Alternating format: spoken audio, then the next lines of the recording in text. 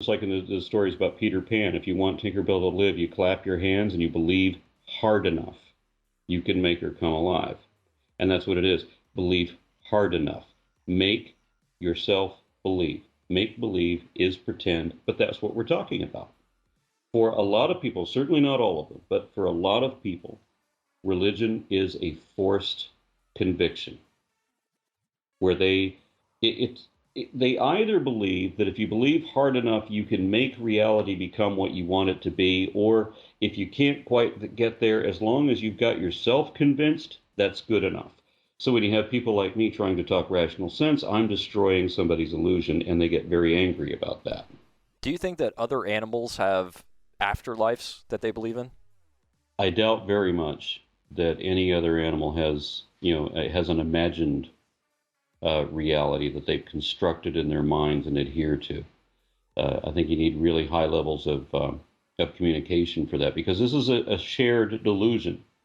They all have to gather together and get some idea what they want to make each other believe, and then they have to convince each other. Well, if everybody else around me believes that, then I can believe that too. But if nobody else believes it, how could I? And I know that elephants communicate with each other, and I know that they grieve, and I know that they feel a lot of other human emotions, and I know that they have the ability to communicate, but I doubt very much that they imagine realities and try to make that preferential to reality. What do you think humans have to make up realities in order to feel happy? Well, if you don't have an answer, it is an honest answer to say that you don't know, and every other animal on the planet may be perfectly happy with that answer. But if you ever want to find out what the real answer is, then you're going to have to propose one. And then when you proposed that answer, ideally what you should do is you should test to see if that answer is correct. If it's not, you reject it. If it's partially correct but has some flaw in it, then you correct the flaw and rework it until you get a more accurate answer. And that essentially is science, whittling in on the truth. And of course, no other animal that I know of performs those kinds of experiments. You were asking about emergence, and emergence has a great deal of relevance when you're talking about the evolution of religion, because we're not just talking about how specific legends or stories have an interrelationship or have changed over time. There's actually some element to the religious belief and how it operates in the human psyche and how it defends itself. Much like the book The God Virus. I mean, I wouldn't call it a virus, and I don't draw quite the same parallels that Daryl Ray does. It is obvious that religious does have a defense mechanism, and it does seem to be emergent in the way that it operates on the population level and in societies to defend itself. Why is there such a battle between religion and science or rational thinking? Because they're directly opposite. Okay, now science is a desire to understand. And in order to do that, you have to realize that there's a great deal of things that you don't know. You propose an answer, as I said, and the answer is just a proposed answer. It's a tentative answer, and then you go test for that. Now, religion doesn't test for its answers. Religion is an assumption. It comes up with something that it presents an answer and says that is the answer and that's it. And we don't test it and you don't question it. It and the dishonesty of a perspective that forbids you to question it, to me, is so obvious that I don't understand how a believer could say, well, if I'm told not to question it, the first thing I want to say is why not?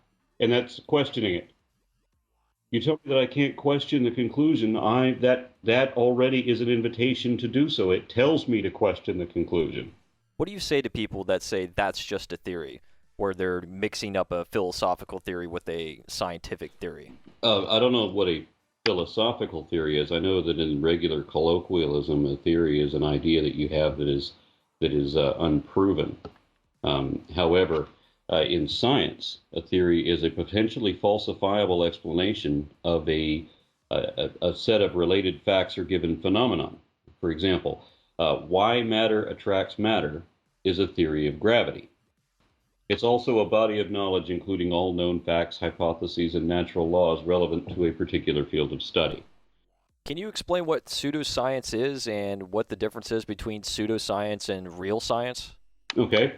Uh, the pseudoscience isn't being tested. It's not being peer reviewed. So while you may have a bunch of people proposing a given idea, you have some experimental value in the real science. You can do the experiments yourself. Are humans still evolving, and if they are, what are they evolving into? Okay, well, let's get an idea of context first. And I don't mean to sound arrogant sometimes when I talk like this, because it's certainly unwarranted. So I apologize if I come off that way. But imagine once upon a time that we had the exact same populations dispersed around the globe that we did have, and that we never got around to inventing ships and airplanes and ways of bridging these geographic boundaries. The cultural deeds that we currently recognize in Africa, in India, in the Orient, and so on, where we see that we have people that are visibly distinct, these distinctions will continue to accumulate. And if they never bridge those gaps, they will only continue to diverge, so that you will have people that are more and more and more distinct as time goes on.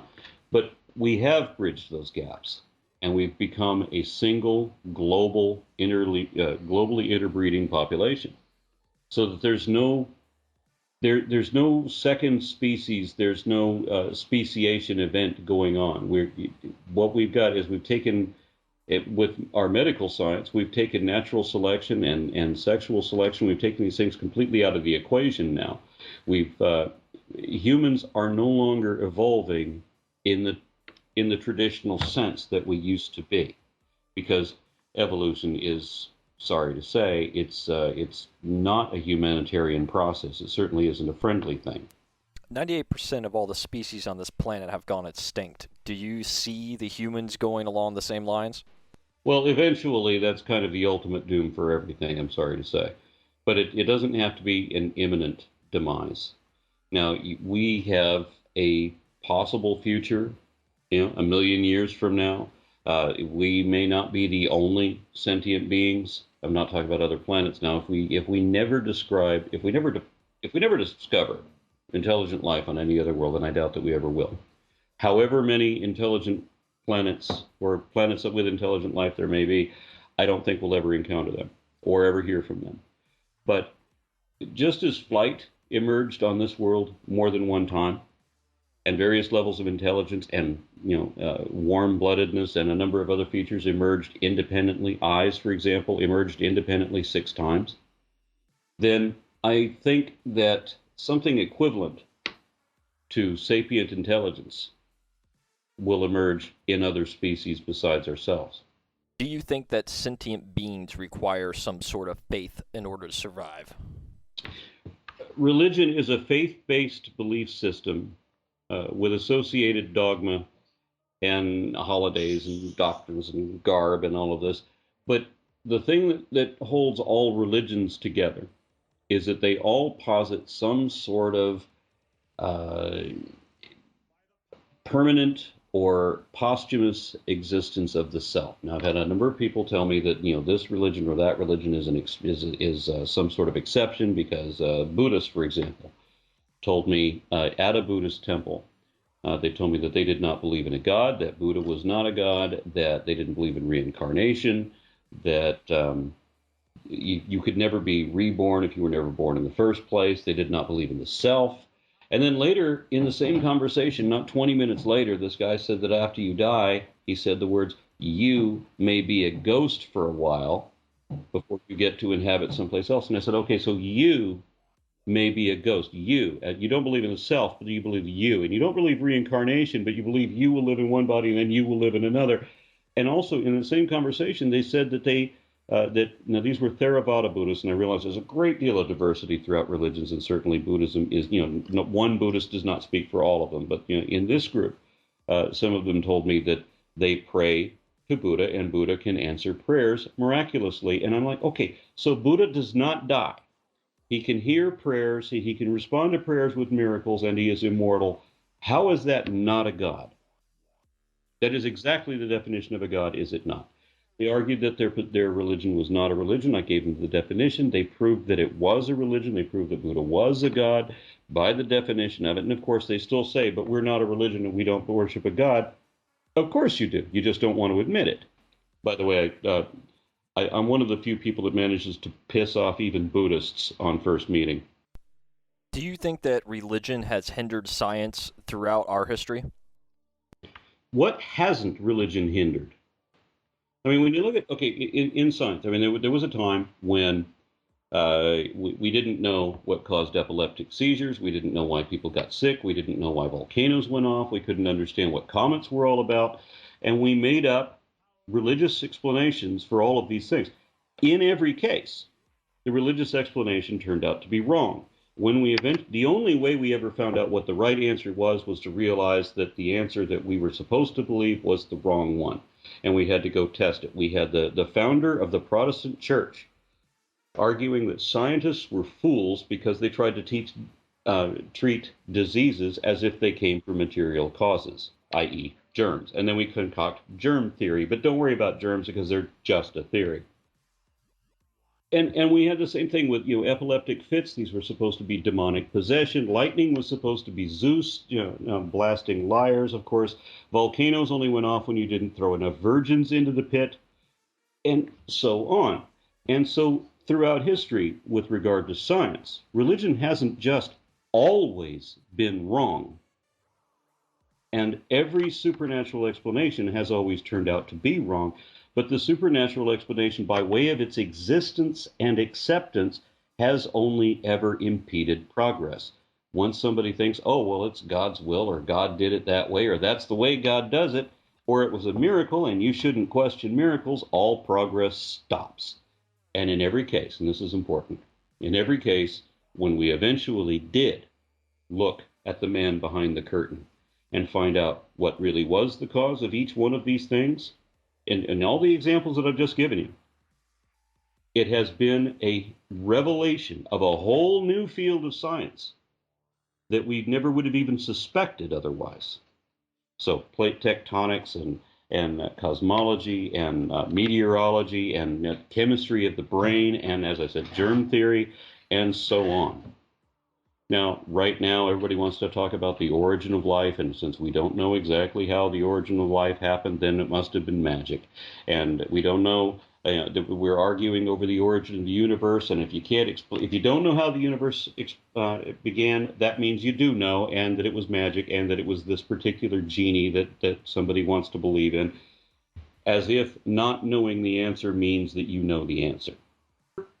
In each of these examples, if you were to take somebody from 2,000 years ago and the things that they believed 2,000 years ago, and what he might safely and confidently preach to the neighbors in his village as being proof of his religion, you could systematically shoot every one of those things down with modern science. He has to retreat to the point of the unknown. Wherever he finally finds something that science still does not know, he will not concede that he was in error on every single point up until then. But he will cling to that moment of darkness that you don't understand, and that his God might be hiding there. Because, as I said, this is a matter of pretend. For many people, this is an emotional need. They have to concoct a reality. They have to manufacture a purpose. The universe, as you said, ultimately, will we all die? Yes, eventually. We could go on for another billion years, but ultimately, we're all going to go. And if you stretch your mind out far enough, you realize there is a doom somewhere, and it is inevitable. Why do you feel like you have the right to question religion? Because religion has evolved, as we mentioned before, through culture, and it has emerged through culture. So when you have someone that is desperate to protect his belief and he gets a hold of political power, then he gets to annihilate, genocide, whole communities to replace their beliefs with his.